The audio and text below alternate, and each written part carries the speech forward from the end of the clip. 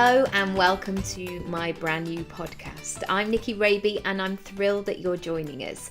I do lots of things. I'm an actor, coach, writer, speaker and a mum.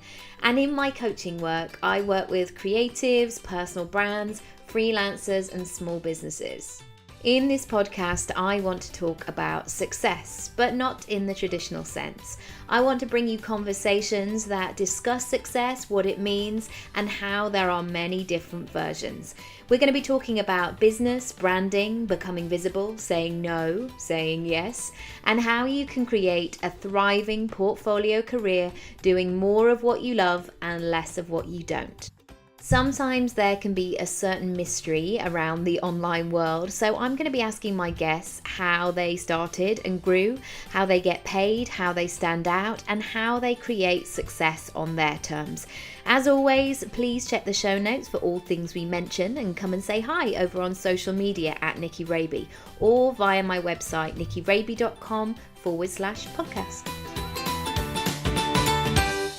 In today's episode, I'm talking to Zoe Blaskey, who is the founder of Motherkind, which started after struggling with the pressures of modern mum life and wanted to help other mums who may be feeling the same. Zoe is a coach, meditation teacher and pregnancy yoga teacher. Through Motherkind, she runs events, hosts retreats and workshops, works one-to-one with mums, and hosts the popular The Motherkind podcast, which features guests like Marianne Williamson and Julie Montague. And me, I'm coming up soon. As well as running Motherkind, Zoe is a successful brand and marketing consultant. I hope you enjoy the episode. Today I'm talking to Zoe from Motherkind. How are you doing? I'm good, thank you. Thanks for having me here. You're welcome. So, firstly, I'd like to find out about you, what you do, Motherkind. Give me a little brief summary. So Motherkind is a new project that I'm working on. I launched it about 4 months ago, so it's still a tiny little newborn. Swaddled in a cradle. Yeah, exactly. So I really want it to be a platform and a community for mums to be able to talk really openly about some of the pressures and challenges of what it means to be a mum today and provide some solutions for that. And what prompted you to create it? So, like so many things, it was really a need that I had that I couldn't see out there. So I'll just share a little bit about my background. About 10 years ago, I came into 12-step recovery because of some challenges that I was having in my life. And through that process, I became incredibly passionate, to the point of obsessive maybe, about self-development, about what happens when we go inwards, what happens when we learn what our patterns are, and how we can use those to transform the experience of our day-to-day lives. And I became really interested in it. And at the time I was working in corporate life, so I've done sort of big marketing jobs at BMW and Hiscox Insurance and City and Guilds, which is an education charity. And I always in the back of my mind thought I would love to do something in the self-development, coaching, spirituality world. Outside of work, it was my absolute passion. I would go on every retreat, every workshop, pre-mum life, obviously, when I had a lot of time. I would read every book, I'd go to every talk. It was my deep calling in a way. So I trained as a coach alongside one of my corporate jobs that I was doing, and I started doing some career coaching. And because I thought that'd be a really natural fit from my corporate life, and I'd always loved coaching. I had big teams and I always had feedback that I was really good at that element of the job. But it never really gelled with me. And I just thought I had that trust, I developed a trust in life. And I thought, well, if this isn't gelling, it's obviously not my path. Yeah. So I then sort of put that down and I started consulting. So I started working for myself and I thought I'm just going to do this until I find my path. And I never thought that motherhood would give me this. I never dreamt it.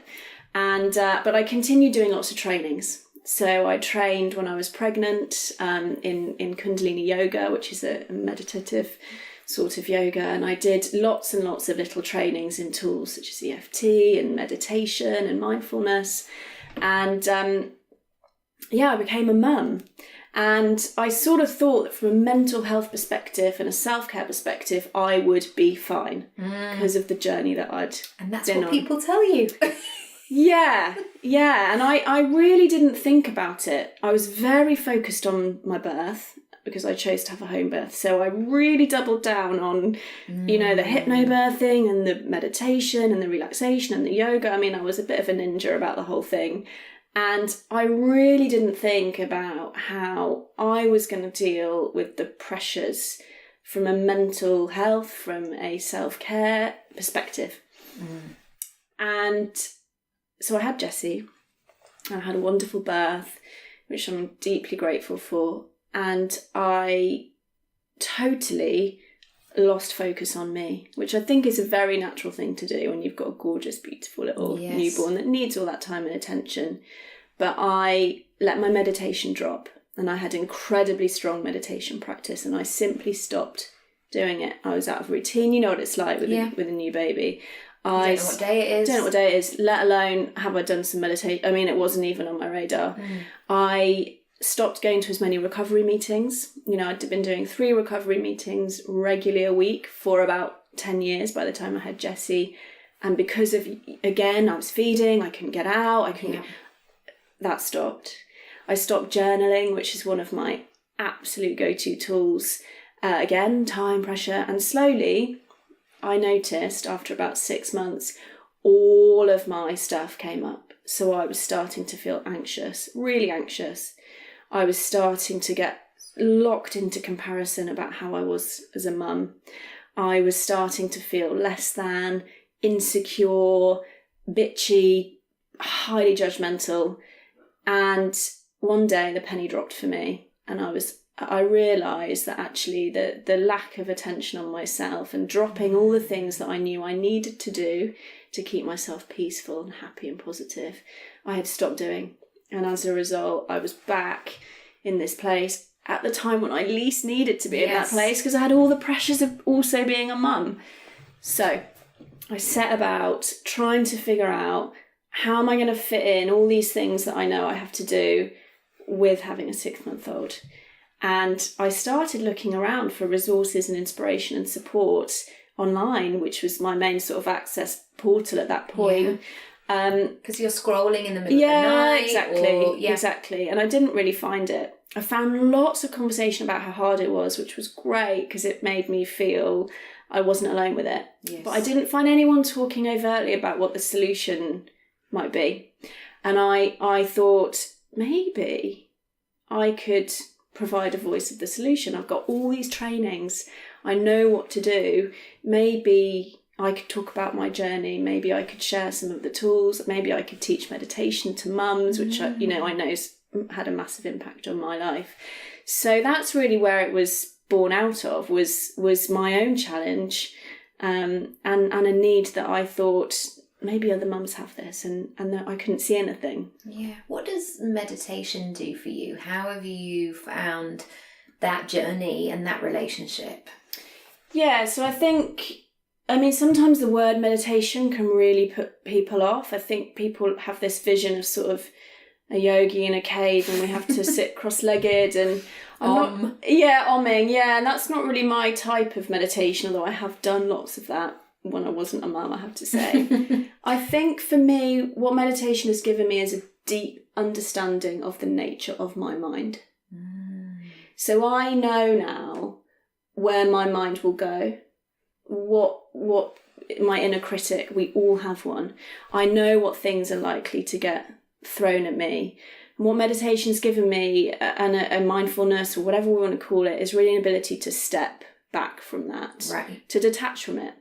So if I think about my life before I knew that, I would hook into every time my voice said to me, that person doesn't like you, you're not good enough, that person on Instagram's got it sorted and you're a piece of shit, you're not a good enough mum for your baby, whatever was I would believe that, and then that would then hook into another thought. Remember the time when that person did tell you weren't good enough? Because that's the way that our minds work, right? Yeah. So they're looking for new information, new evidence, and our minds are like computers. If we give them a question, they'll give us an answer, right? So why am I not good enough? You'll get an answer.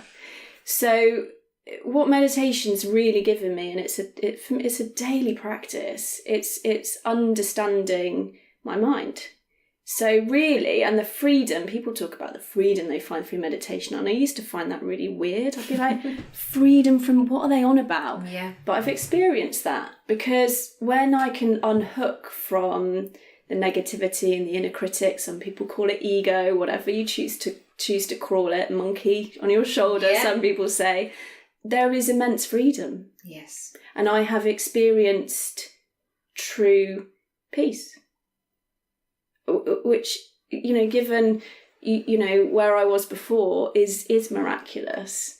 And of course, when I'm able to be present and not totally wrapped up in my thoughts, sometimes positive, that's when I experience life as it is.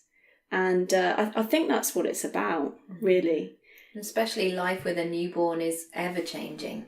As soon as you feel like you've got something or something's going well, another thing will come into the mix and you're like, oh, now we're playing with that as well.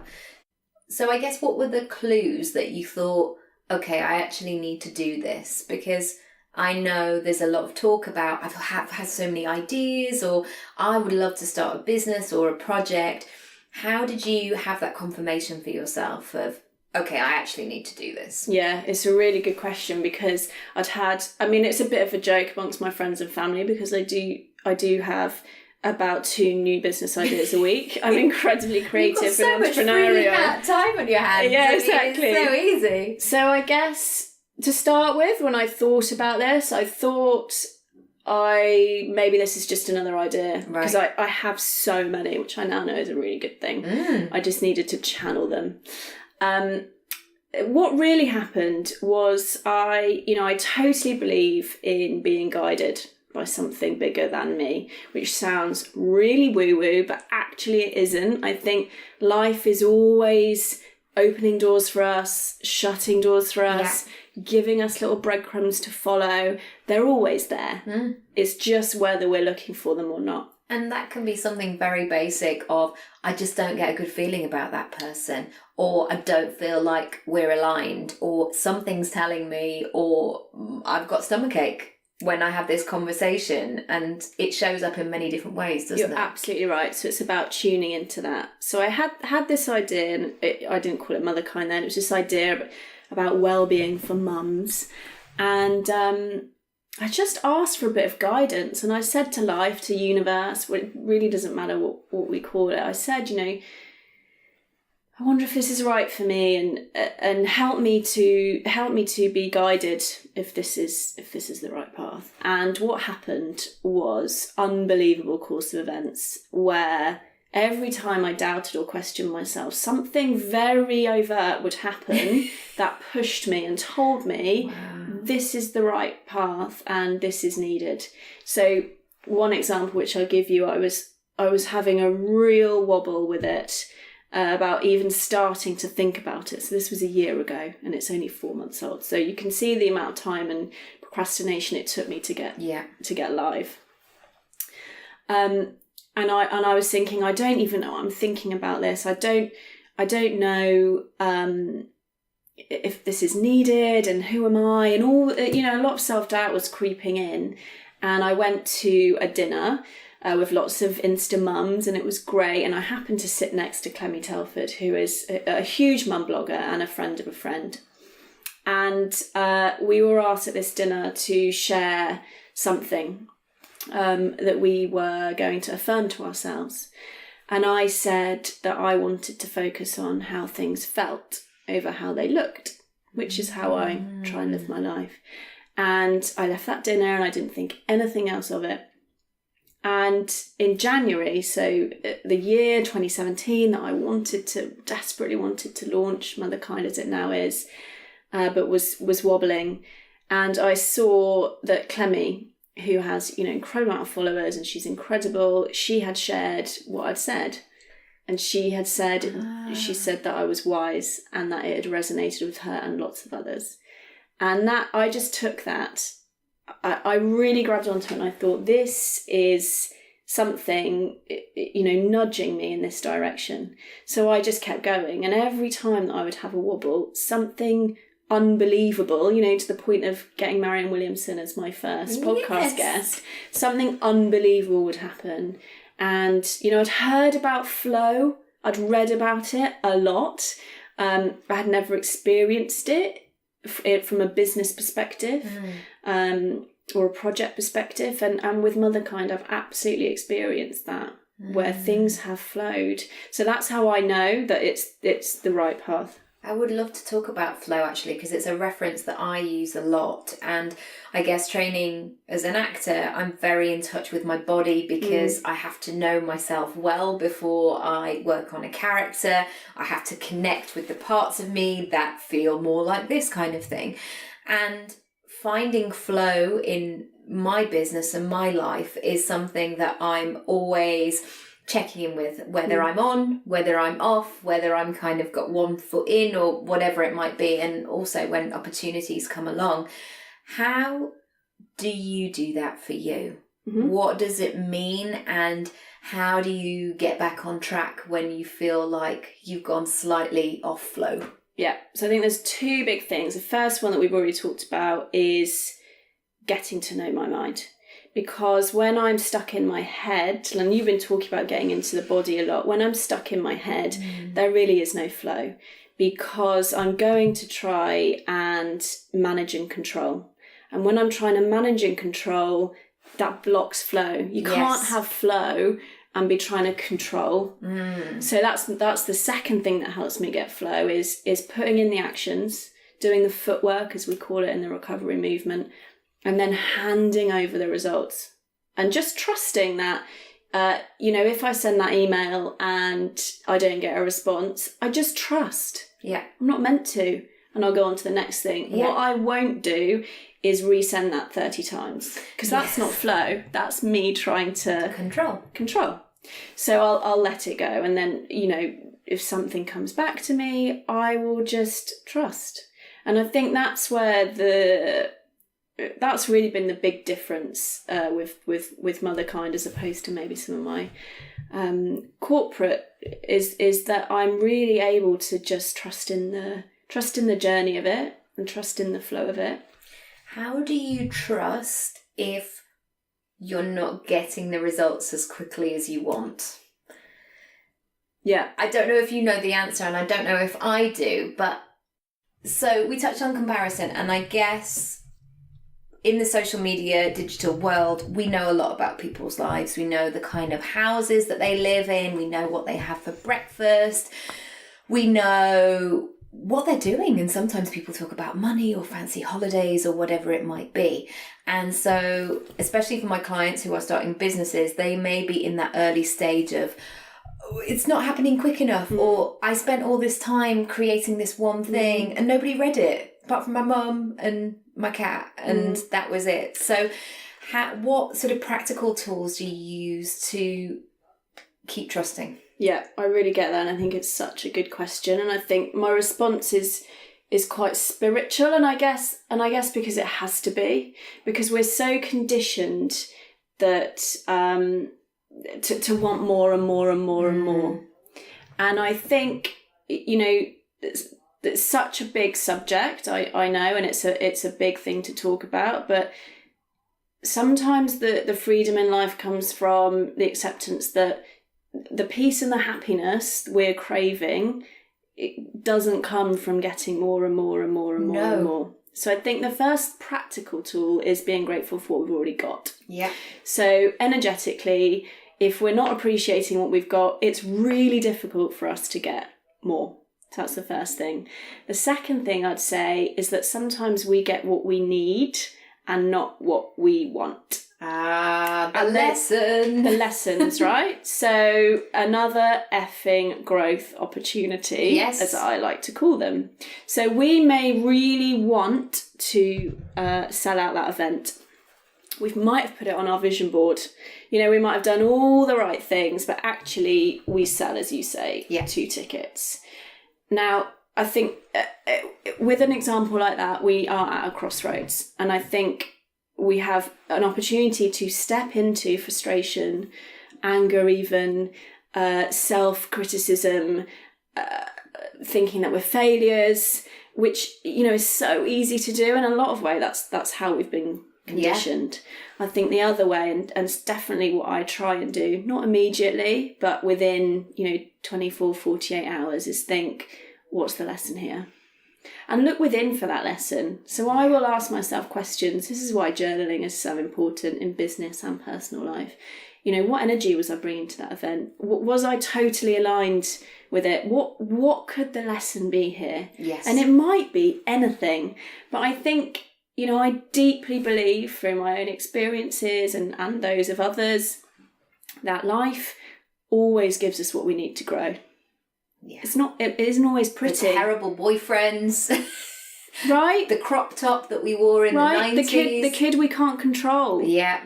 All of it. It's all here to help us grow. And I think, it's a misconception that we can put things on our vision board and they will come to us, because we have to do the work. And that's why I think, it's not easy, this stuff. It's easier to go to the anger and the victim and the denial. It's easier.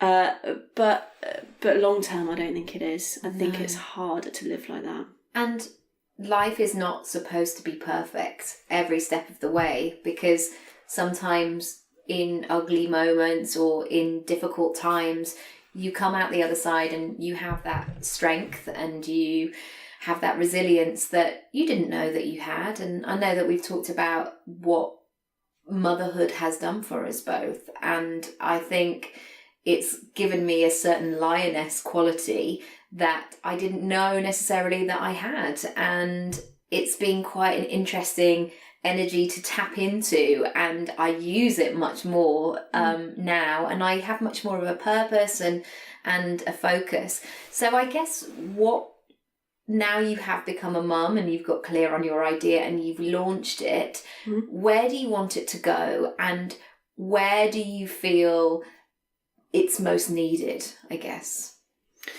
So I think I've really tried with Motherkind to just stay in that energy of being of service. And I think maybe that's why doors are opening so quickly for me, because I genuinely, see the challenges of motherhood, and I think they're universal. I don't think it depends on who you are or how much help you've got even, because I think they're internal. Yeah. So I really want Motherkind to be of service in that way. I would love to create a community of strong mums who are committed to looking at this journey of motherhood in a slightly different lens. Because this, like it says in the Course of Miracles, which is, a metaphysical text that Gabby Bernstein and Marianne Williamson teach, this isn't difficult, but it is different. And I think that's really true in that, there's a lot of conversation out there about the challenges of motherhood,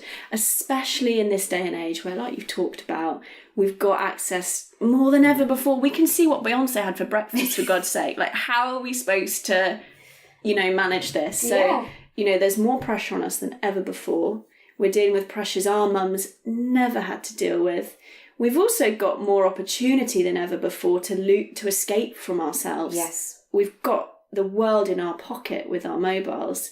So I actually don't think there's ever been a time where this type of conversation is more needed. I also have a deep passion for generational dysfunction, looking at it, understanding it, and how we break it. Yes. So I would love Motherkind to really be of service and to have an impact and just to help mums. Really, that's why I started it. I started it first to help myself. which I think is where a lot of businesses start from. And then, so that's my only ambition, really. I'm really trying to stick away from, the big writing down numbers or, it's really just about coming from a place of service and helping.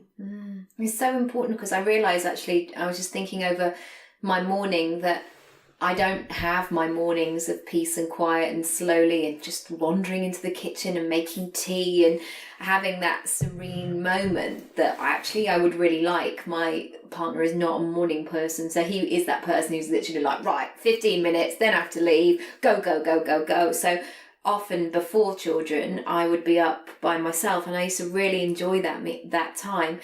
And now I realise not only do I not have that time, I'm also giving that from an empty place to somebody else. Yeah. And that's been quite a consideration as well, and a lot of deep breaths, and I just need to have a wee quietly. I need to have a cup of tea and those basic things, I guess, as well.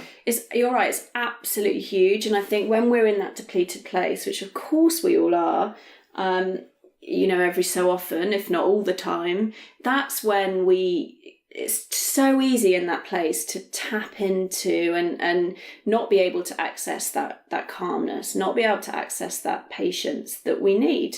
Of course, it's almost impossible. The two don't fit together. We can't give what we don't have. So, and this is another sort of motivator for starting Motherkind, is I'd read a few baby books, which actually I ended up binning, which was one of the best things that I'd done.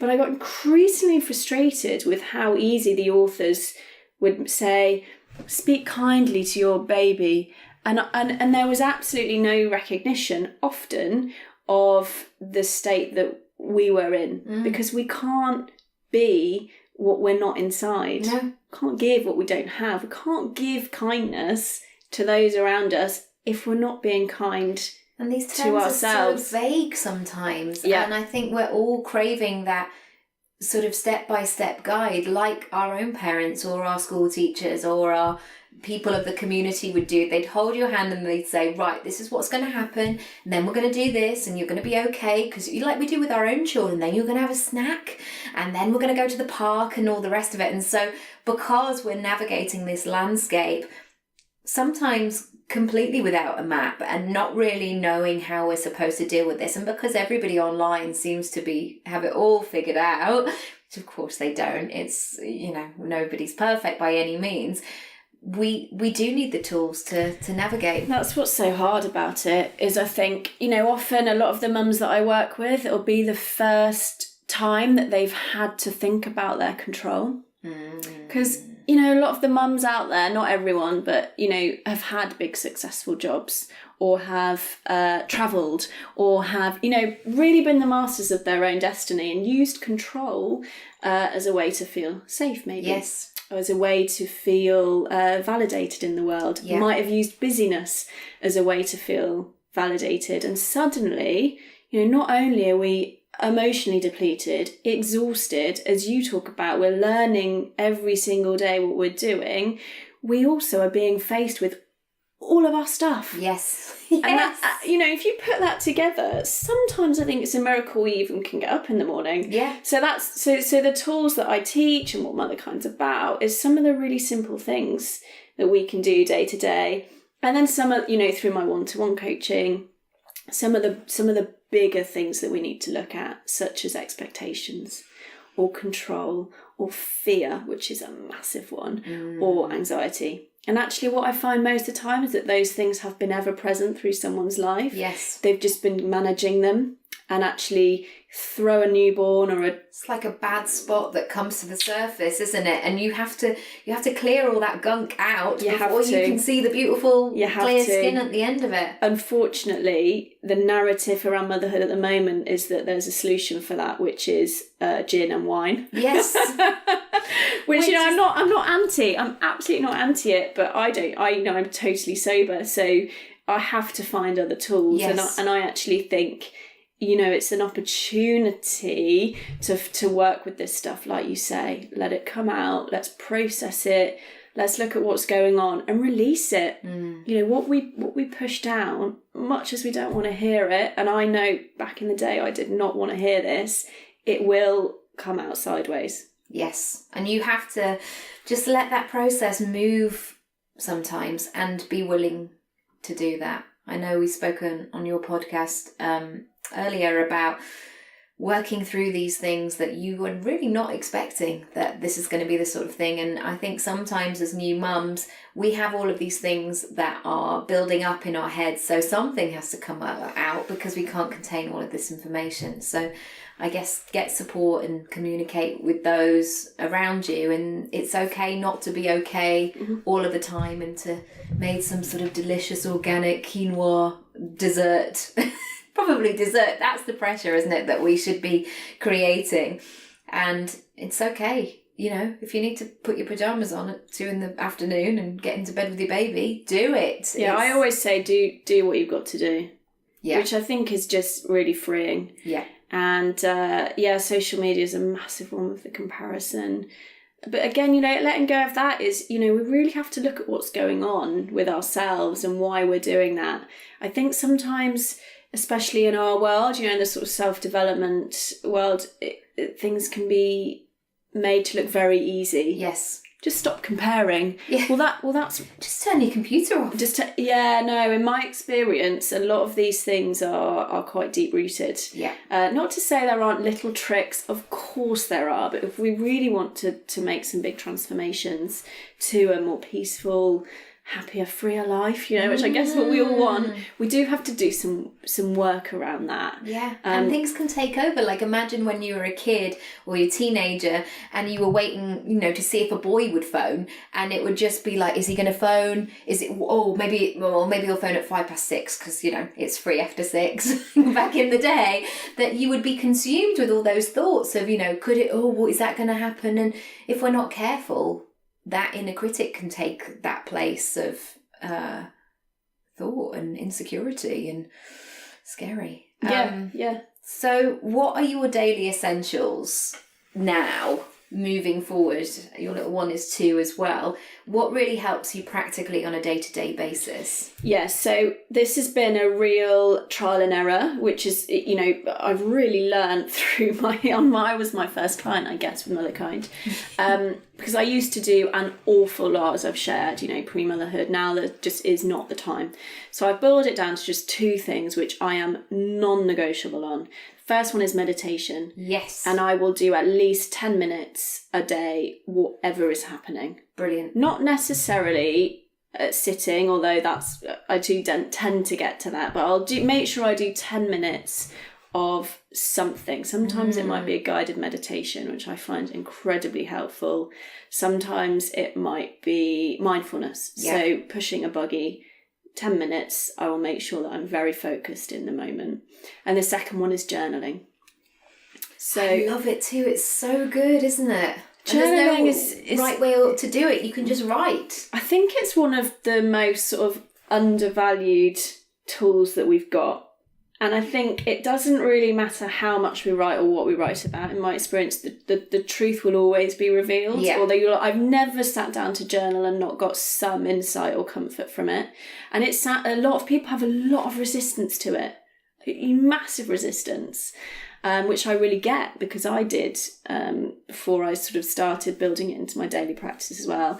But yeah, those are the 2 things that I say, and it doesn't have to take long. That journaling can be a voice note even on your WhatsApp. Yeah. If you don't have time with a pen and a paper. Say it out loud. Say it out loud. Out of your head. There's so much power in just writing it down. You don't need to share it. You can screw it up and put it in the bin if you don't want your husband to read it. Because they might be like, what? Yeah, she's mental. Yes. God, if anyone read my journaling, I think I'd be committed. So I think just getting it out is incredibly powerful. And I think that journaling, coupled with getting to know our minds, is the 2 things that just make... And still, you know, I teach meditation. I am still blown away by how powerful it is. Yeah. In my own life. Sometimes I can't believe it. Like, It's like a little magic sauce, isn't it? I'm like, how is it? Well, apparently if meditation was a drug, it would be unethical that it wasn't prescribed, because it is so effective. Yeah. I'm just dipping my toe in the water with it at the moment, so I'm interested to get to know more. But I'm such a visual person, so it really helps me to get clear on that vision and where I'm going and what I'm not doing, and it's really good. I think it's just the thing I would say about it is just start. Yeah, that's what I say, and be. I always say, don't do what I say, just experience it for yourself. And I haven't really had anyone who's not experienced some sort of shift or a lighter mood, or feeling more grateful or more peaceful or less snappy, which is a massive one I hear all the time, less reactive. And that makes total sense that we're less reactive, because we slightly detached from our minds. We do. So that's how it works. I'm just a massive, flag waving lunatic about the power of 10 minutes just sat quietly with ourselves. I don't actually think there's a group who need it more than mums. So true. Because we've got every minute of every day opportunities to step into overwhelm, stress, reaction, pressure, any of it. It is on us. There's no escape. There's no escape from a raging 2-year-old. I don't think there's anyone that needs it more than us. And also, when they are being a raging 2-year-old and you're having a horrendous day, it just seems to get worse sometimes, because they can feel it as well. And so just to finish, are there any books that have been really useful, and any books that might work really well in terms of audio? Because I know I can feel a bit intimidated by the stack of books that are next to my bed, and I think, when am I ever going to have time to those? But actually having them in my ears has made everything much better. So I've got 2 tips, and then I'll talk about, because I'm the same. I'm an avid reader. I read about a book a week, and I do a lot of it on Audible. Because I can be pushing the buggy or doing the washing, and it can be in the background. And it's good for our kids to hear this stuff as well. I'm sure they're absorbing it all. Yeah. Jessie's probably going to, God knows, she's probably going to go and want to be in a cave, the amount of deeply spiritual text she listens Oscar will be climbing a mountain, or he'll be dressing up as Mr. Tumble. We'll have to see which way it's going to go. Time will tell. I hope the first one, really. So that's my first thing is Audible is our friend as mums, the same sort of bracket as podcast. The second thing, which is a relatively new thing for me, is Blink. So Blink is an app which summarises non-fiction books, and you can listen to it in audio or written. It takes about 10 minutes of audio for a book. Now, I wouldn't say that you can do that and absorb all the lessons, but what it's great for is, if you're anything like me, I've got a list of 20 books. Yeah. So I'll look at them on Blink and I'll think, that one really resonates with me, the summary of it, and then I will go and read the long version. So it's a great sifter for what's going to work best. And of course, you've got the benefit of, you do absorb the summaries as well. So those are my sort of 2 tips. Without time, like if I'm 3 pages in and I'm not getting it, there's no point. Exactly. So Audible and Blink are my 2 sort of hacks, I guess. And then the books that have made the biggest difference, I think there's one author who's had the most profound impact on my parenting journey to date, and that is Dr. Shefali Tusbury. And I'm actually training with her at the moment, which is an unbelievable opportunity. So she's written 2 books. The Conscious Parent? You know it? Yeah, I haven't read it, but I've heard amazing things. And the second one is called The Awakened Family. So her books have really been, I mean, there are a lot of the stuff that I already believed in and knew to be true around. She really blends East and West. So she is a doctor of clinical psychology. She is also deeply steeped in understanding about meditation and thinking about something bigger than ourselves in our lives. And she puts those 2 together, and she talks about them in context of motherhood and raising children. So when I found it, I literally felt like someone... I hear the message! Yeah, I was so excited. And so now I'm training with her. That's how big a fan I am. Wow. But I always recommend one of those 2 books rather than any book about, like you talked about, routines or babies, because what the books teaches you is how to connect to yourself through the experience. Yeah. Because or you can only actually do that yourself. It's kind of like driving a car. You don't know what it's like to drive on a motorway until you're there and you're on that North Circular or the, M25 or whatever, and you're feeling all of those cars in all of the lanes. You don't know that feeling until you do it. And you have to be willing to step into that crazy place, because the other side of it is brilliant. Well, thank you. Oh, thank you. So good. My first ever podcast on the other side of the mic. So that was... What a treat. And if people want to find out more about Motherkind, where should they come? So Instagram is where I do most of my sharing and chatting and musings and meanderings, at motherkind.co. I also have my own podcast called the Motherkind Podcast, where I interview amazing wellbeing teachers about the challenges of motherhood and what we can do. Go and subscribe. It's brilliant. Thank you very much. So that's on iTunes. And I also run lots of events and workshops, and I do lots of one-on-one work with mums, which is all on my website, motherkind.co. Perfect. Thank you so much. Thank you. Everybody go and see Zoe and everything she's doing, and I will see you soon. Thank you so much for listening today. I hope you found it useful. As always, I will link all the details in the show notes, including the link to Zoe's podcast, so you can go over and have a listen, and also ways you can work with me. You can work with me one-on-one, or do one of my online courses, or come along to one of my events. I hope to see you there. Likewise, if you enjoyed the podcast and you want to share it or rate or review, I would really appreciate it. And if you do, please send me an email, hello@nickyraby.com, and I will send you a little freebie just to say thank you. I would also love to hear your thoughts across social media. You can find me on all social media platforms at Nicky Raby. Thanks once again for listening, and I'll see you very soon. Bye. Thank you so much for listening. I hope you enjoyed it, and I would love to hear what you thought of the episode and share any takeaways with me. Come and find me across social media at Nicky Raby, or you can visit the podcast page, nickyraby.com/podcast.